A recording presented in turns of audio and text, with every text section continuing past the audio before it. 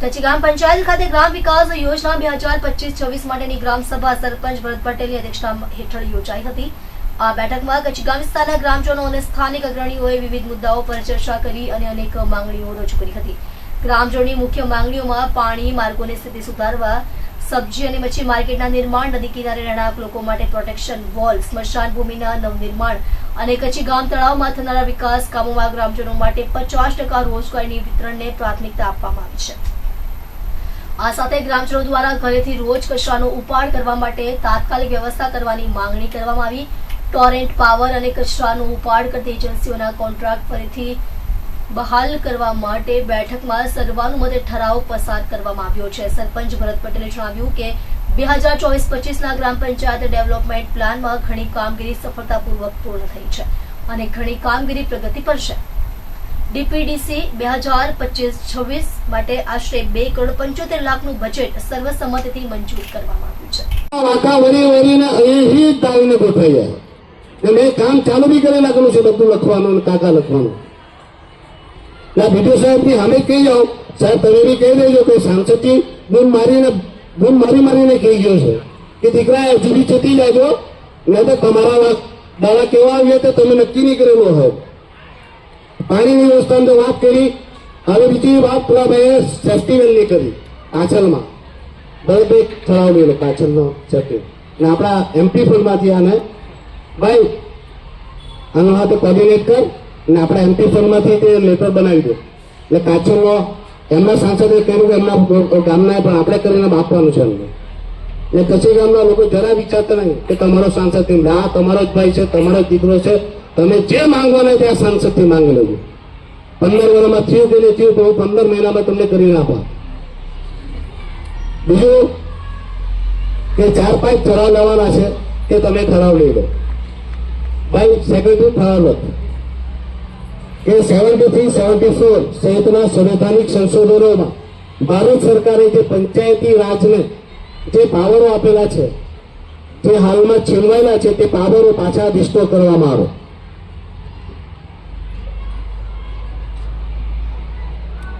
બીજું ટોરેન્ટ પાવરનો કોન્ટ્રાક્ટ તાત્કાલિકપણે રદ કરવામાં આવે।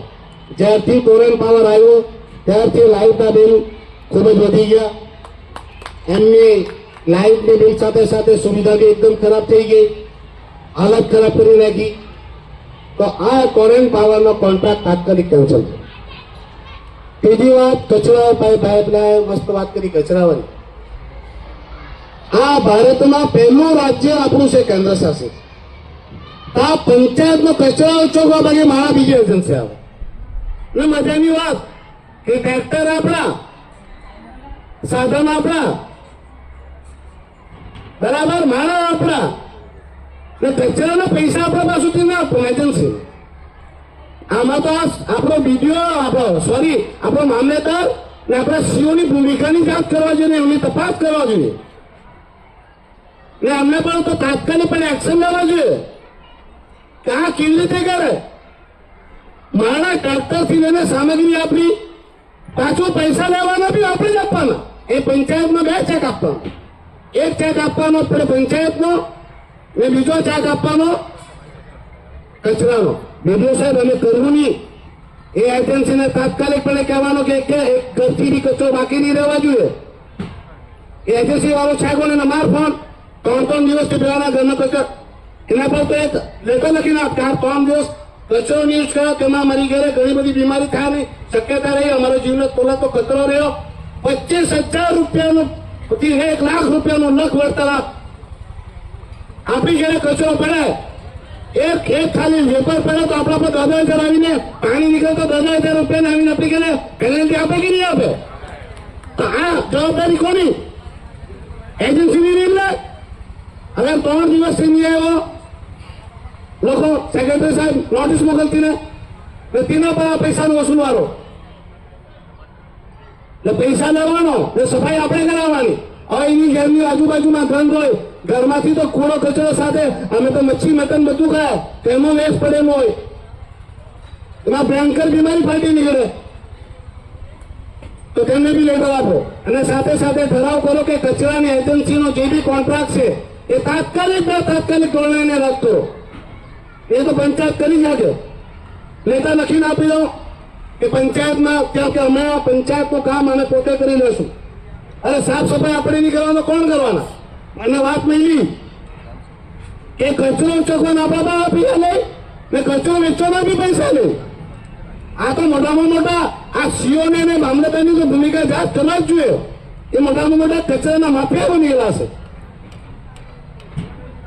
એની બી ઇન્કવાયરી હું માંગતો જ છે, એ જોવાનું જ છે. હું કાંઈ કરવાનું છે.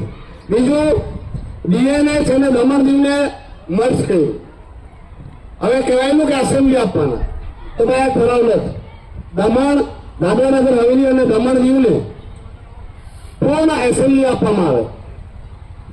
અને જો એસેમ્બલી નહીં અપાતી હોય તો દમણ દીવને દાદરાનગર હવેલીથી છૂટું પાડવામાં આવે. એ પહેલા જે યુટીના અલગ સ્ટેટસ હતા તે મેન્ટેન કરવામાં આવે.